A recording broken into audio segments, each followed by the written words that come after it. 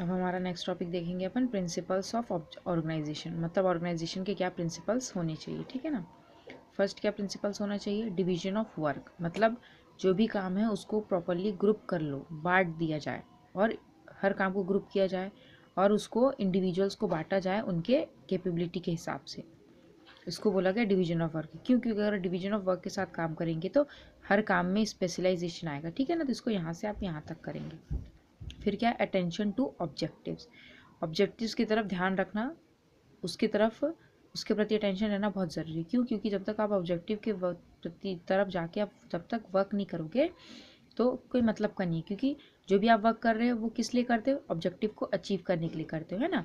तो ऑब्जेक्टिव के अटेंशन बहुत ज़रूरी है। The objective of an organisation play an important role in determining type of structure, क्योंकि ऑब्जेक्टिव से ही पता चलता है कि किस टाइप का स्ट्रक्चर आपको बनाना है, डेवलप करना है, ठीक है ना। Clearly defines objective.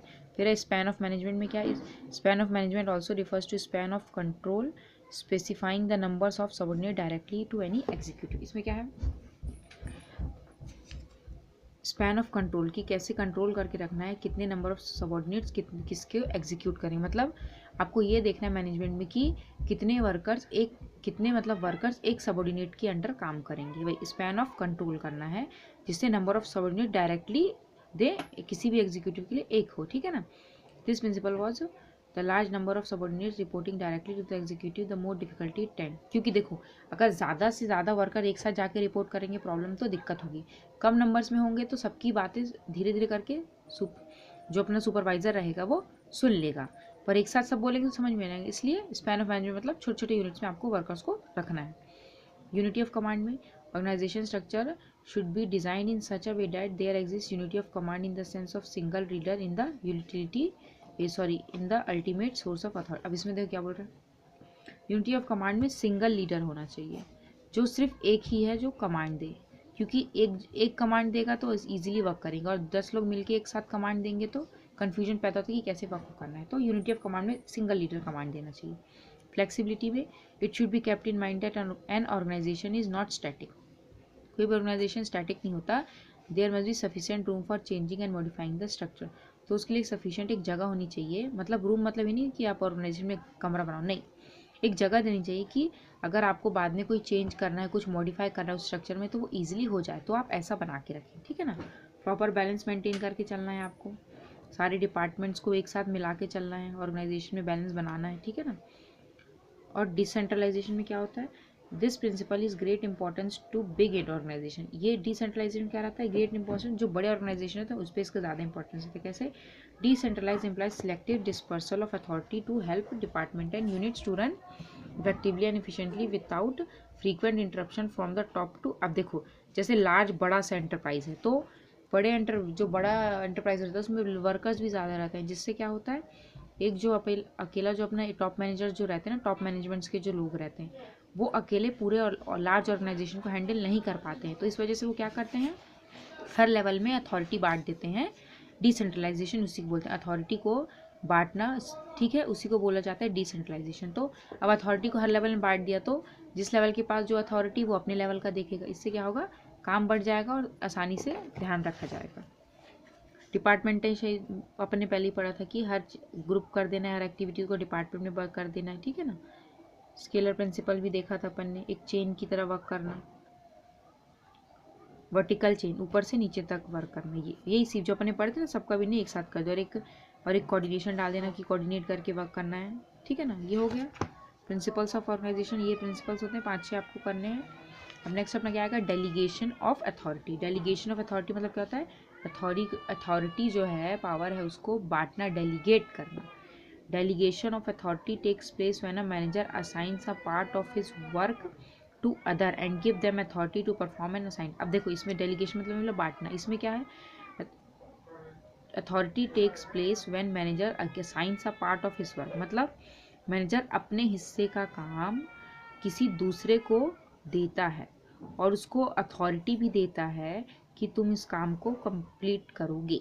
मतलब उसने अपना काम दूसरे को दिया, तो जाहिर सी बात है जब वो अपना काम उसको देगा तो उसको उस काम को करने के लिए उसको अथॉरिटी भी देनी पड़ेगी। इसी को बोला जाता है डेलीगेशन ऑफ सोसाइटी अथॉरिटी।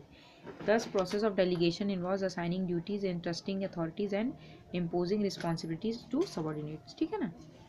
एक और डेफिनेशन देखा जाए हेईमन की, तो delegation of authority merely means granting of authority to subordinate to operate within prescribe limit. अब देखो, अथॉरिटी दी जाती है सबॉर्डिनेट्स को और ऑपरेट भी कैसे करते हैं, विद इन लिमिट्स में। ये नहीं आपको दे दिया तो आप अरे मैं तो ऐसा करूँगा, नहीं, लिमिट्स में ही वर्क करना है आपको।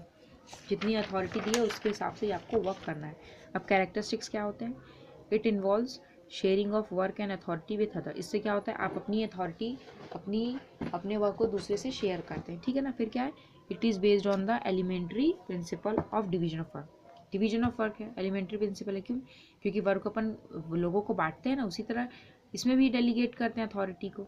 Delegation is always done with certain limits, और डेलीगेशन भी दिया जाता था एक लिमिट में दिया जाता है, ठीक है ना। ऐसा नहीं जैसे कोई टॉप मैनेजर है, उसने बोल दिया अरे तुमको जो करना है करो, मैंने तुमको पूरी छूट दे दी, ऐसा नहीं, लिमिट में। Delegation does not imply reduction in the authority of the superior. अब देखो, अब डेलीगेशन का मतलब ये नहीं कि उसने अपना कुछ वर्क उसको करने के लिए दिया, उसको कुछ पावर दे दी, तो ऐसा नहीं उसका जिसने उसको पावर दी उसका पावर कम हो जाएगा, नहीं, उसके पास भी उतनी पावर रहेगी, बस वो रहता है उसके पास ज़्यादा काम रहता है, वो मैनेज नहीं कर पाता, इस वजह से कि अपने सबॉर्डिनेट को डेलीगेट कर देता है, तो उसको सबॉर्डिनेट से देने की उसकी कोई पावर कम नहीं हो जाएगी, ठीक है ना। Delegation does not mean avoiding decision. Delegation का मतलब ये नहीं कि आप उस चीज़ डिसीजन लेने के लिए सक्षम नहीं हो जिसलिए आप अवॉइड कर रहे हो, नहीं, वर्कलोड को कम करने के लिए इसलिए दिया जाता है, और ताकि और मोटिवेट भी किया जाता है सबॉर्डिनेट को कि हाँ या चलो मेरा सुपरवाइज़र अच्छा है, ये मुझे अपनी थोड़ी अथॉरिटी देता है ताकि मैं अपने वर्क को अपने हिसाब से कर सकूँ, तो कई तरह के फ़ायदे होते हैं, ठीक है ना। तो ऐसा नहीं देखा जा सकता कि वो डिसीजन लेने से वो बच रहा है, नहीं, ऐसा नहीं है। A person can delegate authority only when he himself has the authority, और जिसके पास अथॉरिटी है वही डेलीगेट कर सकता है। ऐसा नहीं है जो लोअर लेवल पे काम कर रहा है वर्कर और वो अथॉरिटी नहीं, क्योंकि उसके पास तो कुछ अथॉरिटी नहीं है ना, कुछ पावर ही नहीं है, तो जिसके पास अथॉरिटी रहती है वही डेलीगेट कर सकता है। ये कैरेक्टरिस्टिक्स हो गए। अब एलिमेंट्स और प्रोसेस क्या होता है डेलीगेशन ऑफ अथॉरिटी, मतलब कैसे डेलीगेट किया जाता है अथॉरिटी को, ठीक है ना। फर्स्ट क्या है, assignment of task and duties. Assignment करना है टास्क एंड ड्यूटीज़ का, इसमें क्या आएगा, first of all a manager defines the duties of job to be perform by his subordinates. सबसे पहले क्या करेगा मैनेजर, क्या करेगा, डिफाइन करेगा कि उसके सबऑर्डिनेट्स क्या काम जॉब्स करेंगे, क्या काम करेंगे, उसको पूरी तरह अच्छे तरीके से पहले बताएगा। He has to decide on allocation of duties in different sub, और मतलब एलोकेशन मतलब सारे काम का एक साथ वो देखेगा कि कौन सबऑर्डिनेट किसको करेगा, ठीक है ना, और सब मिलके साथ में कर रहे हैं कि नहीं कर रहे हैं, जिससे कि गोल अचीव हो, ठीक। और फिर पहले टास्क और ड्यूटीज़ दे दी, सबको काम करने के लिए दे दिया। अब अथॉरिटी देंगे। Granting authority means giving the right to subordinate to decide and act as use necessary resources and to represent the superior. अब देखो, अब इन सबको काम दे दिया, अब इनके काम के हिसाब से इनको थोड़ी थोड़ी अथॉरिटी भी देंगे ताकि उस वर्क को वो अच्छे तरीके से कर सकें, ठीक है ना।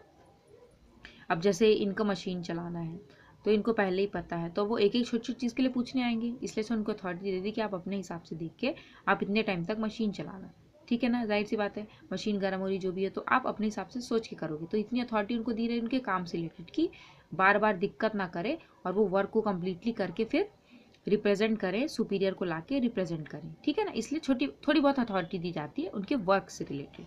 अब अकाउंटेबिलिटी में क्या रहता है, अब उनको अपन ने पूरी अथॉरिटी दे दी है ना, काम दे दिया, अब वो जिम्मेदार है, अकाउंटेबिलिटी, ठीक है ना। Once duties are assigned and authority is granted subordinates are made responsible for carrying out duties and assign to them. देखो, अब उनको अथॉरिटी दे दी, काम दे दी, तो अब उस काम को वो जैसे भी काम करेंगे अब उस पर मतलब अब उनकी जिम्मेदारी है, अगर वो काम बिगड़ेगा भी तो भी जिम्मेदार रहेंगे, अच्छा होगा तो भी उसके लिए वो जिम्मेदार रहेंगे, क्यों, क्योंकि उनको अकाउंटेबिलिटी दे दी, रिस्पॉन्सिबल हो गए उस वक्त के लिए उन लोग। Subordinates are also required to give an account to results achieve by them, और सबऑर्डिनेट्स को अपने जो भी उनने काम किया है उसमें क्या रिजल्ट दिखना है ये भी उनको बताना पड़ता है, ठीक है ना। अब ये देखो अथॉरिटी और रिस्पॉन्सिबिलिटी में क्या डिफरेंस है ये देख लेते हैं। Authority is a legal right of the superior to command his subordinate. देखो अथॉरिटी में क्या रहता है, जो सुपीरियर रहता है उसके पास लीगल राइट रहता है कि वो उसको कमांड दे सकता है अपने सबऑर्डिनेट को। देखो सुपीरियर ऊपर होता है, सुपीरियर के नीचे सबऑर्डिनेट्स काम करते हैं, ठीक है ना। तो सुपीरियर को हक रहता है कि वो अपने सबऑर्डिनेट को ऑर्डर दे सके, कमांड दे सके। रिस्पॉन्सिबिलिटी में क्या रहता है, responsibility is the obligation of a subordinate to perform the duties. Obligation मतलब क्या है, उसको करना ही पड़ेगा, ठीक है ना। ऑब्लिगेशन है उसके लिए एक काम है सबऑर्डिनेट के कि वो उसको जो भी ड्यूटीज़ दी गई है उसको वो काम करे बाय हिज सुपीरियर, जो भी सुपीरियर ने उसको जो भी ड्यूटीज़ दी है उसको वो काम करे, तो वो उसकी एक जिम्मेदारी बनती है, क्यों, क्योंकि उसके ऊपर ऑब्लिगेशन है कि उसको वो काम करना ही है। ओरिजिन में क्या होता है, it arise either from a formal contract और फ्रॉम लीगल प्रोविजन। देखो अथॉरिटी या तो फॉर्मल कॉन्ट्रैक्ट से आती है या फिर कोई लीगल प्रोविजन से आती है। It arise from superior subordinate relationship, और यहाँ पे रिस्पॉन्सिबिलिटी सुपीरियर और सबॉर्डिनेट के रिलेशनशिप से आती है। फ्लो में अथॉरिटी ऑलवेज फ्लो डाउनवर्ड्स। देखो अथॉरिटी हमेशा डाउनवर्ड बहती है, क्यों?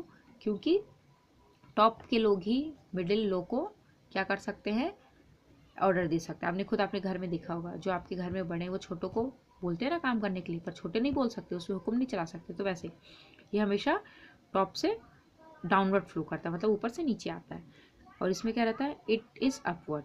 रिस्पॉन्सिबिलिटी क्या रहती है, ये अपवर्ड की तरफ रहती है। कैसे, a subordinate is responsible for his act to supervise. अब देखो इसमें लो लेवल की जिम्मेदारी है, तो उसके पर रिस्पॉन्सिबिलिटी है, उसके पास जिम्मेदारी है, तो उस काम को उसको करके सुपरवाइज़र जो उसके ऊपर वर्क कर रहा है, सुपीरियर, उसको बताना है। तो ये अपवर्ड डायरेक्शन में जाता है, क्योंकि वो रिस्पॉन्सिबल है, उस चीज़ के लिए जिम्मेदार है वो, तो उसको अकाउंटेबिलिटी है, उसको जवाब देना पड़ेगा कि ये काम क्यों बिगड़ा, अच्छा हुआ तो ऐसे हुआ, क्यों बिगड़ा तो क्यों बिगड़ा, जवाबदारी देनी पड़ेगी उसको, ठीक है ना। इसलिए ये अपवर्ड जाता है और ये डाउनवर्ड जाता है। कंटिन्यूटी में it usually has a longer life, इसका अथॉरिटी का लॉन्गर लाइफ रहता है। Responsibility generally comes to end after the assigned duties perform, और रिस्पॉन्सिबिलिटी कब खत्म होती है, जब दी गई जिम्मेदारी पूरी हो जाती है तो रिस्पॉन्सिबिलिटी खत्म हो जाती है। डेलीगेशन में authority can be delegated by superior to his subordinate. Authority को डेलीगेट किया जा सकता है, अपने जो सुपीरियर है वो अपने सबऑर्डिनेट को अथॉरिटी दे सकता है, डेलीगेट कर सकता है, दे सकता है, ठीक है। पर responsibilities absolutely and can never be delegate. अब जो रिस्पॉन्सिबिलिटी कभी डेलीगेट करने का, क्यों? क्योंकि जिसको आपने जो काम दिया है वो उसको करने के लिए जिम्मेदार है, वो उस काम को किसी और को नहीं सौंप सकता। क्यों? क्योंकि वो खुद ने जिम्मेदारी ली है, वो खुद ने अकाउंटेबल है, ठीक है ना, खुद जिम्मेदारी ली उसने, तो वो उस रिस्पॉन्सिबिलिटी को बांट नहीं सकता। पर जिसके पास अथॉरिटी वो अथॉरिटी को बांट सकता है। तो ये डिफरेंस आपको ज़रूर करना है, ठीक है।